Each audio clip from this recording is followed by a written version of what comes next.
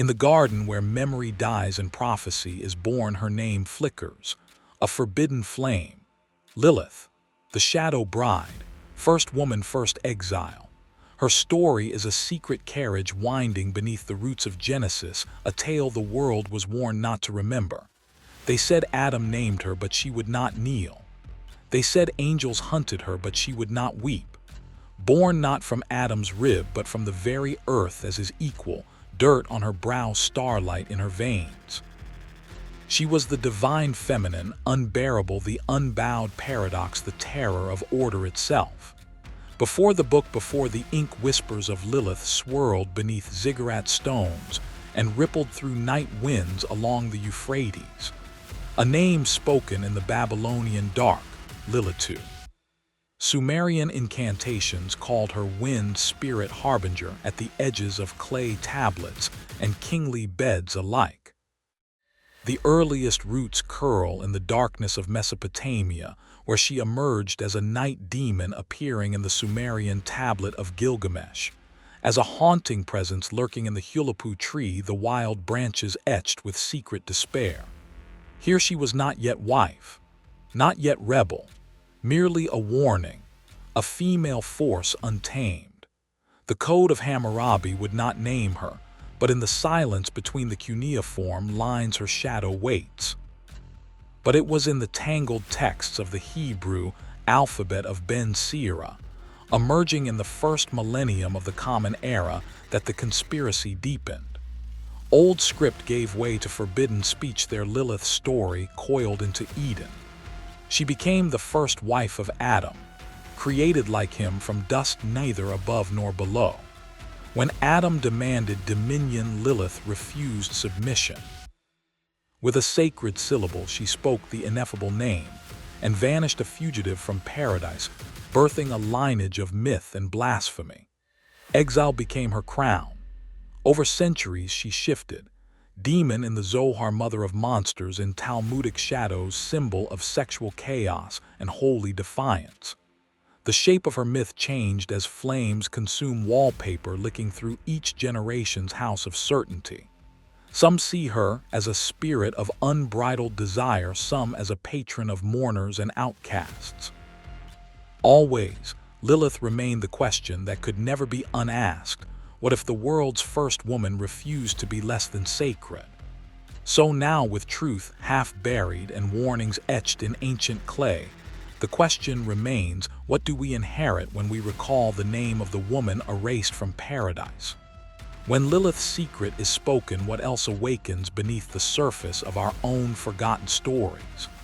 There is a trembling in the bones, the memory that refuses erasure.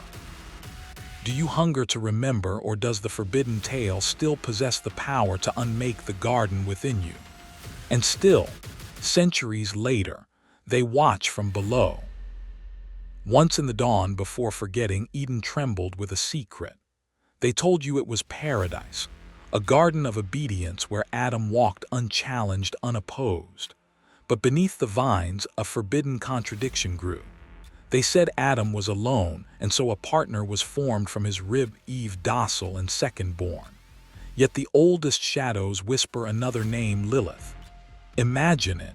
Before words ossified into law, before angels sharpened their swords at the gate, there was a vibration, a dissonance.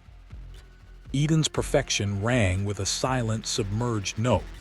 Not just a woman, but a force born of the same dust, the same breath, unmalleable. Her story does not flow from Genesis, but from the cracks in Genesis, from the Alphabet of Ben Sira, a forbidden margin, an act of rebellion scripted between the glyphs. Lilith's refusal was not merely sexual, but cosmic. A geometry unaligned, a resonance that shattered the design of submission. Her exile was not just expulsion, but negation, a blindness planted at the root of faith. In the dust of Jewish magic, in the burnt corners of the Alphabet of Ben Sira, you will find her not as myth, but as an accusation. There Lilith refuses to lie beneath Adam. She claims equality, she invokes the sacred, unpronounceable name. She departs pronounced demon for her defiance, not her darkness. Eden says, obey or depart. She chooses exile. But listen, the hush that fell was not peace, but the orchestration of forgetting. In the swelling night, while angels combed the garden for her shadow, Lilith's name became a forbidden note, unuttered yet humming through the ages. She is written in Solomon's seals, in the iron amulets archaeologists lift from Babylonian graves, inscribed to shield newborns from her midnight longing. Each artifact, each scrap of legend vibrates with a reminder. Exile is a story told by those who stay behind. Time passes, ancient tongues split into ritual and rumor. Lilith's silhouette flickers in Babylonian amulets invoked to ward off her child-stealing wrath. She is no longer just the equal. She becomes the demon queen, the Lamia, the night hag who threatens the fragile order of birth and home. Her shape-shifting is not a reinvention, but an evolution imposed by fear. Lilith, first wife, transforms beneath each generation's gaze, never lost, merely recast. Jewish folklorists trace her roots even deeper, some to Sumer, Lilith to the storm of the night, an echo already wild before Abraham ever dreamed. Over centuries, the woman who would not bow is multiplied into 1,000 shadow wives, each bearing the memory of a choice Eden could not tolerate.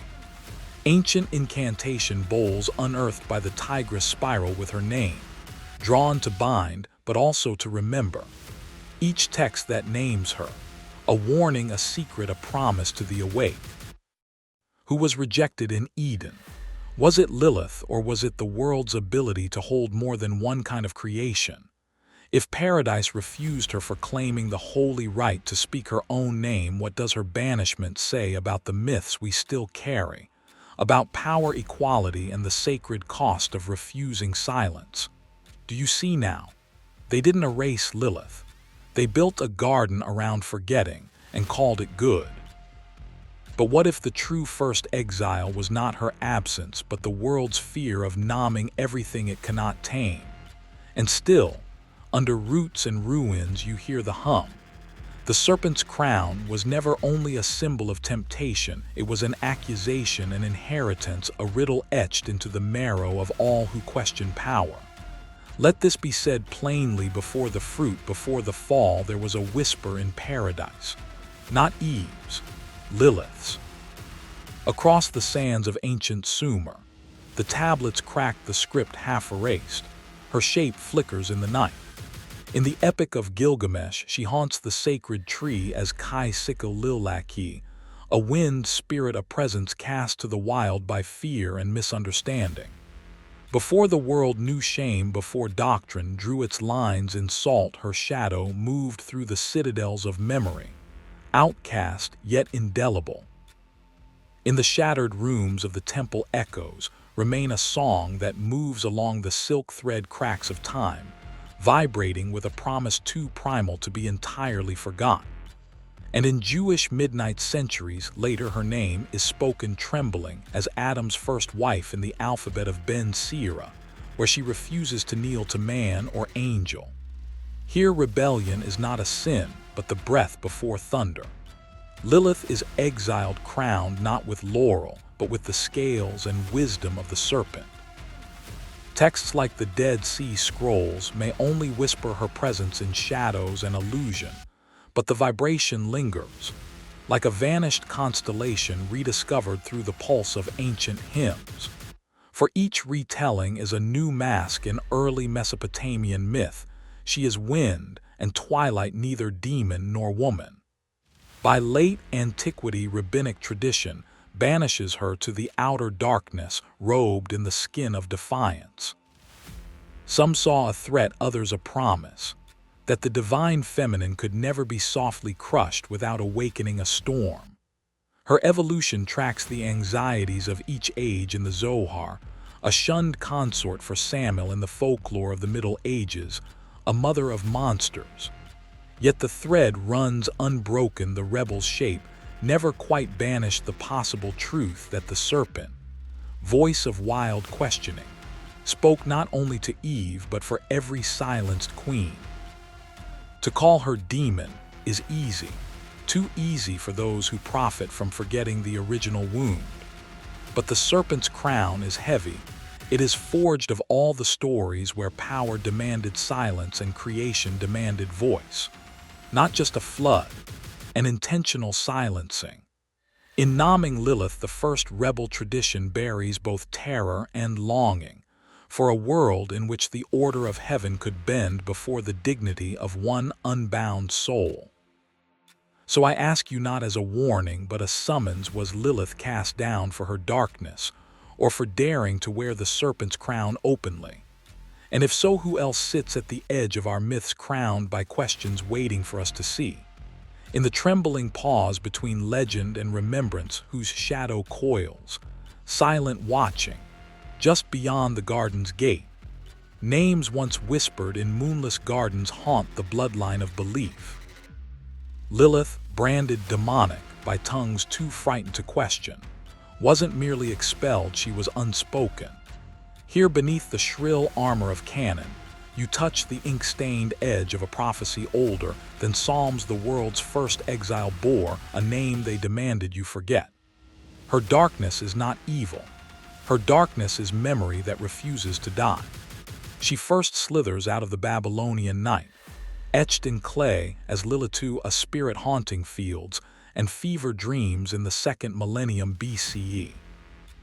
Clay tablets cradle her absence, yet echo the shudder of wind against thresholds, a reminder that some energies cannot be buried beneath the collapse of centuries. To the ancients, her voice was no myth but a vibration, trembling in the bone, threading through night-tending incense, unsettling still water. As centuries turn, the circle spins wider, her wings predating any holy curse, her howl long before Eden knew shame. When Hebrew scribes laid down their bones and verses, Lilith's shadow roamed Genesis, not as a demon but as a warning. The Alphabet of Ben Sira, that medieval misfit text, dares to write her rebellion in the margins. Lilith, Adam's match, refusing to kneel, speaks with the tongue of thunder, and is cast beyond paradise for uttering the forbidden, "I am equal." Not just a story, a coded alignment, a reminder inscribed in silence. And as the scribes sealed their scrolls, those syllables hummed underneath like footsteps packing corridors of memory. What is a forgotten name if not the seed of future revolt? In the age of Talmud, scholars feared her power. In the Zohar's esoteric night, her form split and multiplied, queen of the night, seductress, child snatcher. Each century another layer of the veil, every epithet a scar, every banishment a prophecy in reverse. She became the mother of monsters, her myth expanding like a sacred contagion, always reflecting the terror of a society that could not bear her wildness. Each retelling, Sumerian, Babylonian, Talmudic, Kabbalistic, tightened the shroud and revealed new faces, not one demon queen, but a constellation of forbidden archetypes. The Chirogeneza fragments hidden away whispered her name in brittle ink, evidence that erasure is never absolute, only a surface trembling over deeper waters. And so the prophecy grew darker, with every syllable erased, every prayer recited over her absence. She was not merely expelled, she was fragmented. Her exile became the world's curse, a living shadow over every child denied, every woman silenced. Each banishment not a forgetting but a vibration passed hand to hand through blood and dream. Not just a flood, an intentional silencing, a temple of echoes. They tell you she is myth. But what if she is the prophecy of all those unnamed and unbowed, waiting for their syllables to return? In the silence where her memory is supposed to end, do you hear the question trembling? What power is reborn each time the world forgets a name, and the shadow remembers? And still, in the hidden chambers, in the tremor beneath your skin, they wait. It begins not with a whisper, but with a forbidden chorus scattered across the burning silence of the desert. Lilith's kingdom cannot be found in the orderly rows of Genesis, nor in the blessed shade of Eden, but in the restless sand where exile turns to empire. Ask yourself, what becomes of the cast-out when the garden gates clang shut? She does not vanish, she reigns wild and unbroken in a realm the prophets tried to forget. In the shadowed folds of the Alphabet of Ben Sira, a text banished to murmur at the edge of Jewish tradition, her sovereignty emerges in hints and riddles. There Lilith does not beg for return. She claims her dominion over desolate places, birthing demons, mothering monsters, her name a curse on the lips of the trembling faithful. The desert wind, thick with the memory of exiles and dreamers, begins to vibrate. You can almost hear it, the palm fronds trembling under the weight of stories too dangerous to carry openly. Here Lilith's spirit shivers through the ancient text, lingering in the footnotes, the silences, the erased margins. She is the note that refuses to resolve, the shadow cast on temple columns under a crimson moon. In the darkness between stars, something calls and waits for reply. A pulse felt along the ancient meridian between Sumerian night and Hebrew despair. Through Babylonian night wind and Sumerian dream, Lilith, stormbringer, winged and raven-haired, the myth mutates, twisting into a symbol of fearful awe. In the ancient incantation, bowls unearthed from the dust and tolling centuries, her nature is revealed as both queen and curse, dreaded by mothers, invoked by magicians, never quite forgot. Inscribed in spiral script, sealed with ash and bone, her name becomes a ward and a wound. She is the border spirit, neither fully angel nor demon, neither wife nor wanderer, staking territory where order breaks and chaos blooms.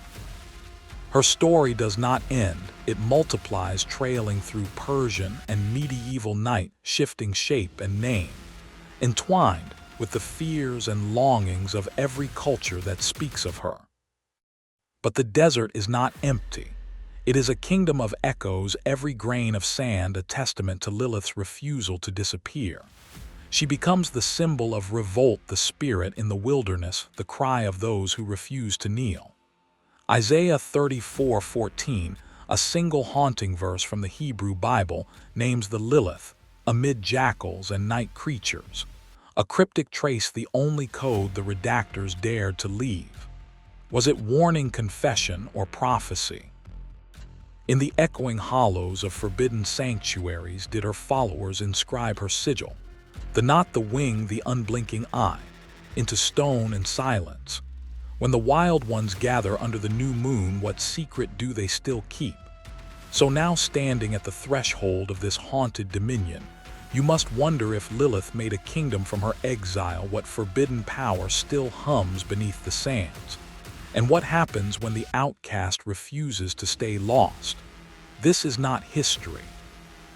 This is the return of a name they could not kill. And still, if you listen with ancient ears, they watch from below. Listen to this paradox, a rift in eternity's choir where purity's song shatters. When the firmament proclaimed order, there arose not loyal hymns but rebellion in velvet shadow. It was not a fallen angel's tale alone, beloved, it was a battle hymn where angels loyal and outcast bled together in the dust of Eden. Each note, each vibration rang with memory older than scripture, echoing through the ribbed vaults of creation. A resonance felt beneath the skin, in the marrow, in the silent pause between one heartbeat and the next.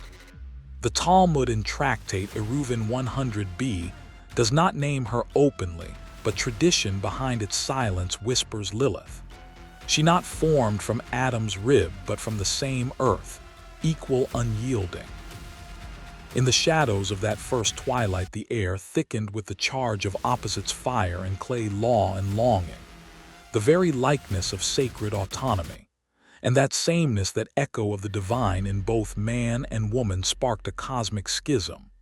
When Lilith refused subjugation, legend says her cry rose higher than cherubs' wings. It was not a scream.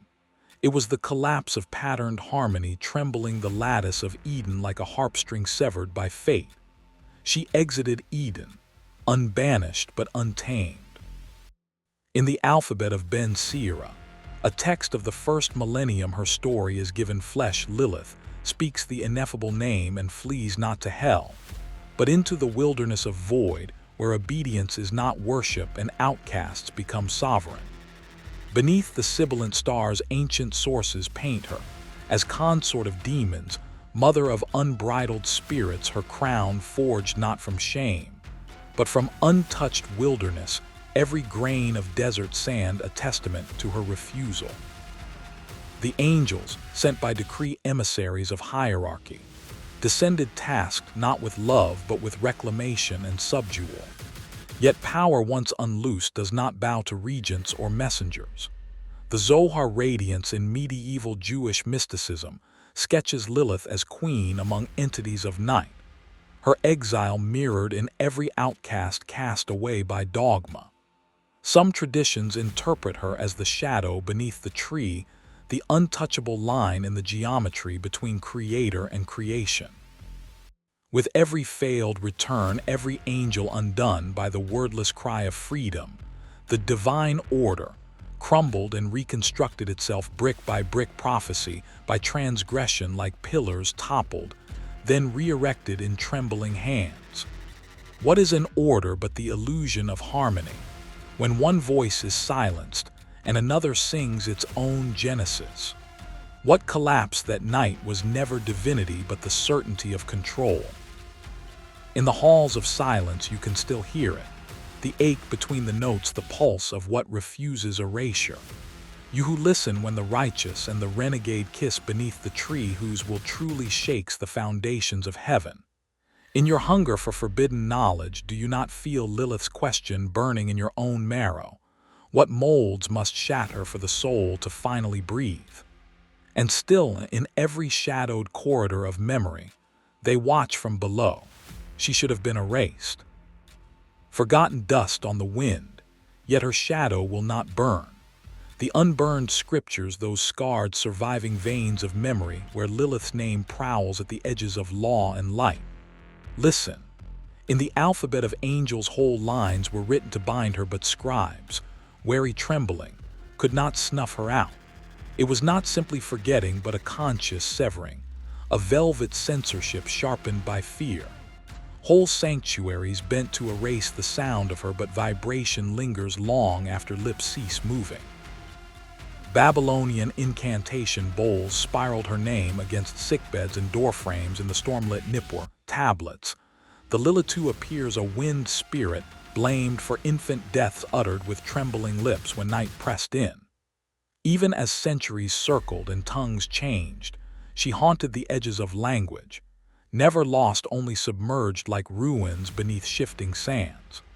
In the Dead Sea Scrolls, the wilderness is peopled by sinister women.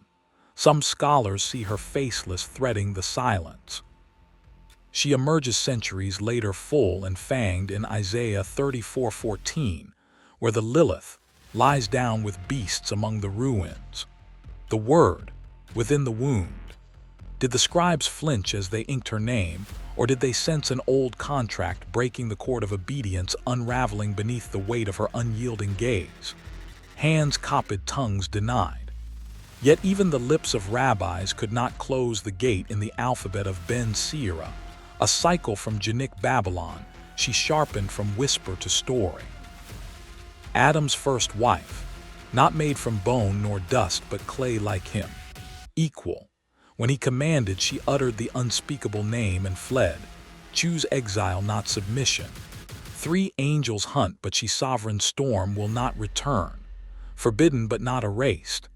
Therein each retelling the script grows darker but endures. Her myth was not a one-song lament but a choral uprising through centuries, remixed in Talmudic debate, taking crown as the queen of night in Zohar and folk tradition. She was carved in amulets invoked as terror and as protection, knife and key. Some called her a succubus, a seducer, a thief of seed, language wielded as chains. Others, in midnight prayers and whispered folkways, painted her as the guardian of lost women, saint of the unbound.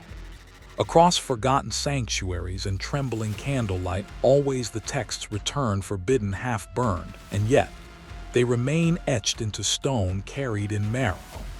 What does it mean that her story survived every attempted ash heap? When forbidden names refuse silence, when scripture's fire only brands them deeper into clay, who truly holds authorship of the sacred? Which voice survived the eraser or the erased? In the margins of the unburned scriptures, Lilith's eyes are watching. Shadows inked into the soul of every rebel dreamer. The ink never dries. The flame never quite consumes. She waits, patient, ringing within your ribs, daring you to remember what can never be cast into the flames. And still, they watch from below. Did you ever notice what's missing from the gates of Eden? Not a key, but a name. A name kept out, scraped from stone and scripture. The powers that shaped paradise told us it was Adam's to tend. Yet behind sealed lips and shattered seals, the old world remembers the name was Lilith. Exiled first, demonized later, she was the forbidden garden's shadow, a keeper of secrets, a symbol denied. Not absence, but erasure. Not just a silence, but an orchestrated forgetting. The hush around her name travels like cold wind through the corridors of time, coiling around every story half told. Watch how authority writes its will, not only in commandment, but in omission, in the very grammar of loss. The Sumerian tablets, cracked and shimmering with ancient lament, speak of a dark maiden at the edge of dream, while the Hittite spells echo her presence as a wind that disturbs sleep and stirs the roots of trees too long still. They will show you cherubim with flaming swords, but they won't show you Lilith's amulet carved with the names of the angels Sen, Sansonoi, and Semengaloth. Drawn from the Aramaic incantation bowls of ancient Mesopotamia, these names whisper of a power feared, not vanquished by Eden. In Babylonian Talmud, she rises not as a bride, but as a winged night spirit draped in the velvet dusk of collective anxiety. A survivor of the garden's crueler laws, a living lock turned by a forbidden key. Symbols bloom from forbidden soil. The owl, sharp-eyed and silent, perches beside Lilith's name in Sumerian and Akkadian reliefs, signifying wisdom and watchfulness, yet twisted in later tales into a sign of predatory seduction. Each feather recalls an unread vow. The amulet pressed for protection in households terrified of her midnight visitations is itself a paradox. To ward away Lilith is to admit she was never truly gone. Protection becomes invocation, denial becomes confession. The keys to the forbidden garden are not golden, but of flesh and memory, clenched tightly in the fist of the outcast. Even the Zohar, in the trembling pages of medieval Kabbalah, dares to map her passage, insinuating that Lilith is both defiance and the echo of a broken union. So I ask you, what is true power if not the memory we are forbidden to own? What is the meaning of a key if not to remind us that a door was always locked against someone once beloved? The symbols of Lilith endure because suppression is its own inverted coronation, a crown forged from every time her story was smothered, and every time a child woke screaming her name into the darkness. To seek her is to hear something beneath the surface, the chime of keys already turning the silent geometry of loss waiting to be solved. When we look upon her symbols, do we see a warning, a promise?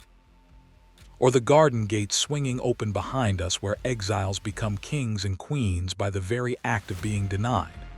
And still, beneath the threshold, her shadow waits. A mirror cracks not from force, but from the unbearable weight of seeing. Hear this Lilith, the first wife of Adam, the shadow queen. Her truth was not forgotten, only banished like breath fogged upon glass. She stands not merely as myth, not merely as demon, but as the ancient signature of rebellion written across the world's oldest stories. The alphabet of her defiance can be traced, letter by trembling letter, through the darkened corridors of suppressed lore. There are echoes here that never fade. Feel how the silence around her shivers, veins of light branching through the subterranean halls of human memory. Even the Zohar, that mystical lantern in Kabbalistic tradition, flickers her silhouette in the periphery, calling her the first Eve in secret. Her shadow moves where forbidden wisdom waits, vibrating in the marrow of night. Before the exile, before Eden's gates slammed shut, tradition whispers of her name in the Alphabet of Ben Sira, a medieval Jewish text surviving like a splinter in a sanctified mind. There Lilith refuses submission. She does not kneel. She speaks the forbidden formula: equality. "Why must I lie beneath you?" she demands. In that moment, the myth fractures. Divine order unravels, and woman emerges not as obedient shadow, but as her own claim to flame. This narrative, set down in the 8th-10th centuries, echoes older Mesopotamian fears, where Lilu and Lilitu darted through Sumerian night, half warning, half prophecy. Female spirits untamed by the world of men. Yet denial cannot erase her. The Babylonian Talmud sputters her name, trembling on the threshold between invocation and banishment. Isaiah's cryptic screech owl, Lilith in Hebrew, flutters between desert ruins, a lone cry that will not quiet. In cuneiform ruins and Hebrew scrolls, one can trace a latticework of symbols, a cosmic geometry of unbending will. What is a demon but a god anointed in exile? What is a curse but a power unclaimed? Lilith's reflection, ever shifting, haunted the gaps between lines kept alive by the poets and the accused. So how did demon become icon? Rebellion burns, outliving those who lit the pyre. By the Renaissance artists sketched her not as monster, but as muse mystery, mother of 1,000 masks. The shattered mirror of Lilith refracts in the voices of those denied, those who refuse the chains of hierarchy, those who answer silence with a scream. Each era reinvents her, sometimes in fear, sometimes in awe. But the spell does not break. Who now can truly say whether Lilith was cursed or crowned? When you stare into the glass, where does Eve end and Lilith begin? Stand ready, chosen ones. For every reflection, every revolt is a fragment she left behind, inviting you to ask what part of your own exile is waiting to become lawless legend. And when the world falls silent, whose footsteps do you hear echoing up from beneath the shattered glass? Some wounds are never cauterized. They haunt the generations, scarring neither parchment nor prophecy, but pulsing through the living marrow of those who remember. In the forbidden shadow, where exiles gather, one name is etched deeper than any decree, more ancient than any cross or crescent.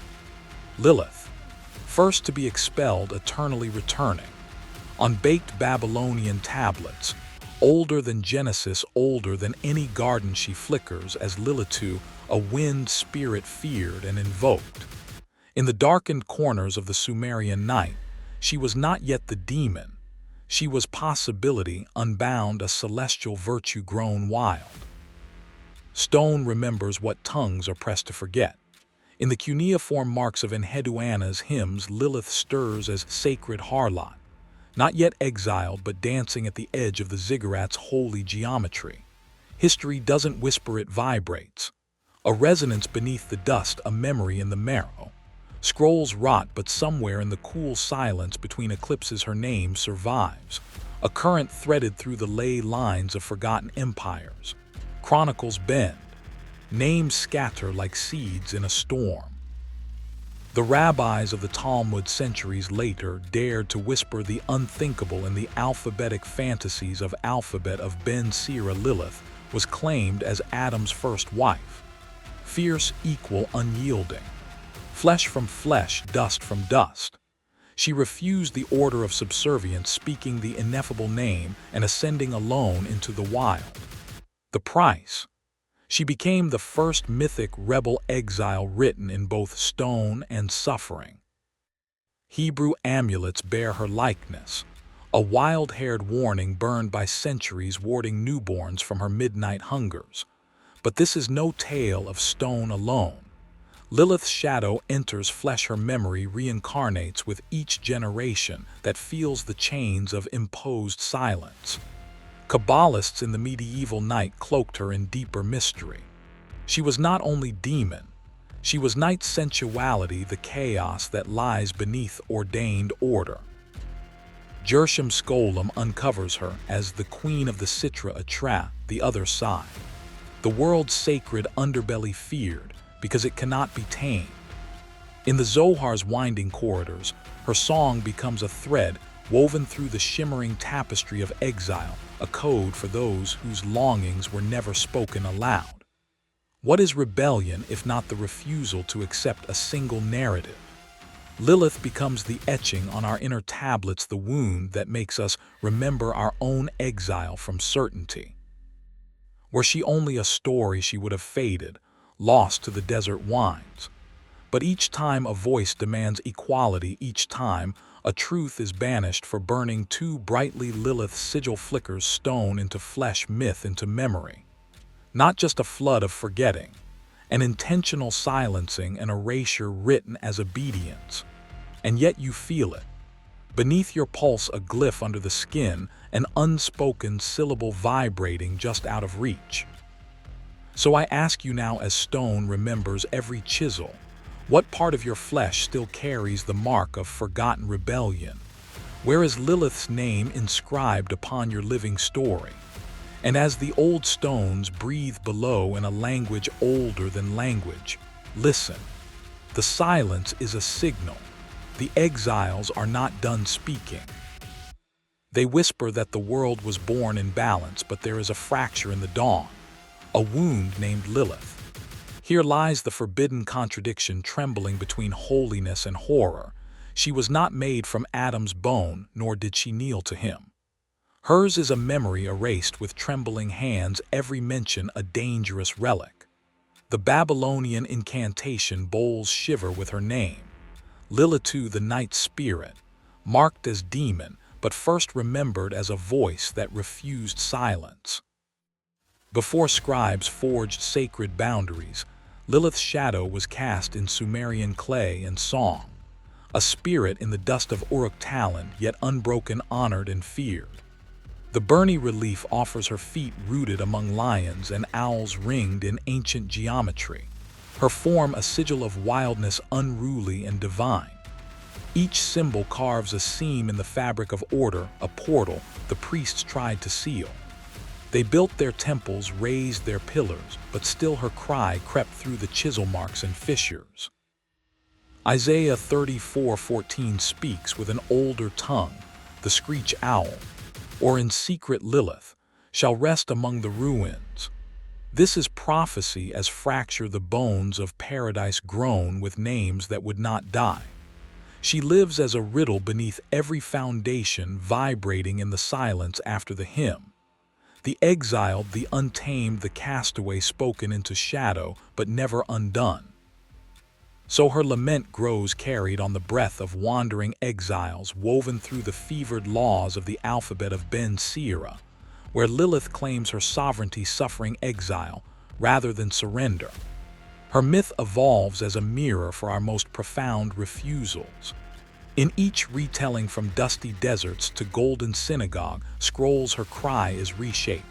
Seductress, destroyer, mother of demons. Yet through curses and condemnations, her dignity endures. She embodies a terror as old as memory, the rage of a woman denied her name. Feel how her echo threads through the spiral of time, a vibration, not just a tale. She is the ache beneath obedience, the silent goddess whose exile is our inheritance. When ancient spells or modern dreams invoke her, it is not mere legend. It is the reactivation of something coded into the marrow. We listen with trembling certainty for a voice that paradise could not bind. The myth does not end, it reverberates, vibrating in the deep geometry of forgetting. If they silenced her, why does the night still pulse with her unanswered song, aching between absence and revelation? Can a goddess remain silent when the darkness remembers her name? What secret remains coiled in the shadows, waiting for the hush to shatter, and for the lost goddess to breathe once more? We have all been branded by a shadow, whispered but never claimed, a name sealed behind the gates of paradise Lilith. She is the wound that Eden never confessed, the contradiction carved into Scripture's margins. Genesis gave Adam clay, but denied him a consort of equal earth.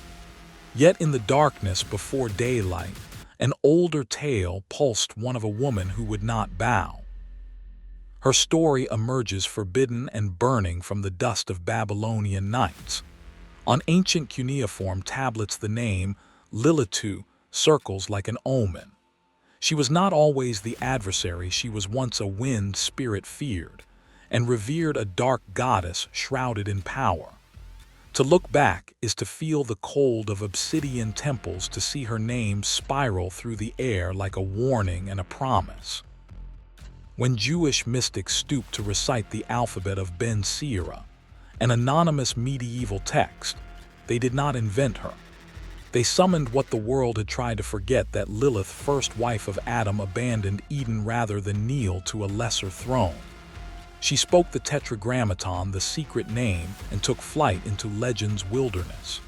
With every utterance the air vibrated, not just a departure but a cosmic tearing, as though the latticework of creation shuddered to seal her absence. But exile bears a cost. The story's twisted. Lilith the wind became Lilith the night haunter, the Sumerian freedom shade turned Hebrew demon.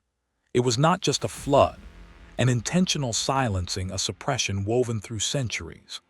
Later commentators layered new terrors in Isaiah 34:14, a Lilith, or night creature, wails.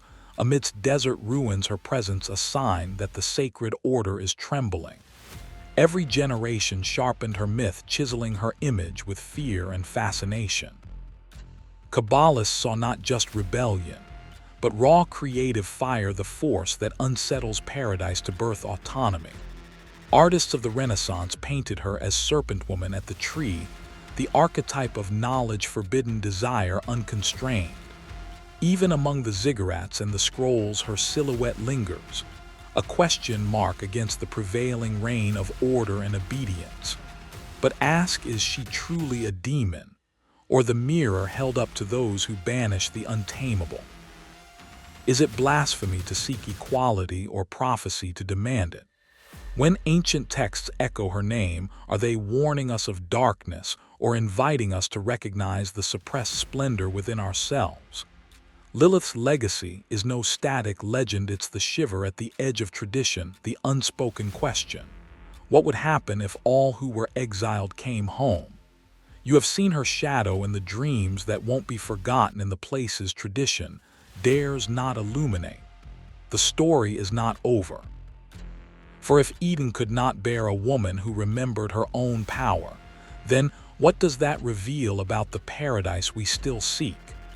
And still, between these words, in the silence after breath, they wait, watching beneath the garden's surface for the night's true name to be remembered. They thought they could silence the dark wind before the storm, but tonight prophecy stirs on the breath of the unnamed. Traces of Lilith, exiled demon goddess, move again beneath the surface of waking dreams and trembling prophecies. Scriptures whisper her in riddles sealed by trembling scribes.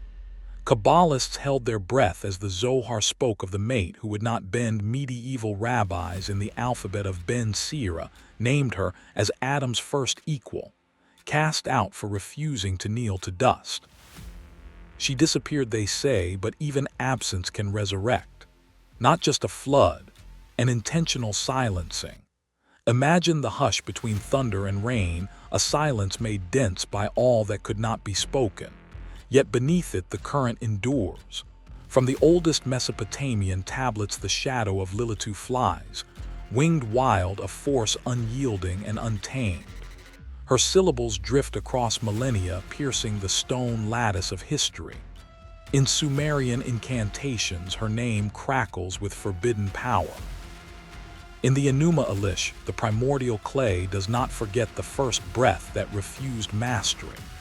Thousands of years later visions reappear in Isaiah 34:14. Translators argue over the night demon, Lilith's name almost obscured, but never erased. each unveiling another tremor across the surface of history, each retelling a new prophecy, opening its eyes. These are not coincidences, the alignments are too sharp, the echoes too precise. She rises in the dreams of old women and the fears of patriarchs. In every suppressed text, Lilith stands as a warning, as shadow, as promise. In the Talmud, she is the seductress haunting men by night. In the folklore of Genic Babylon, she is the mother of demons wandering the wasteland.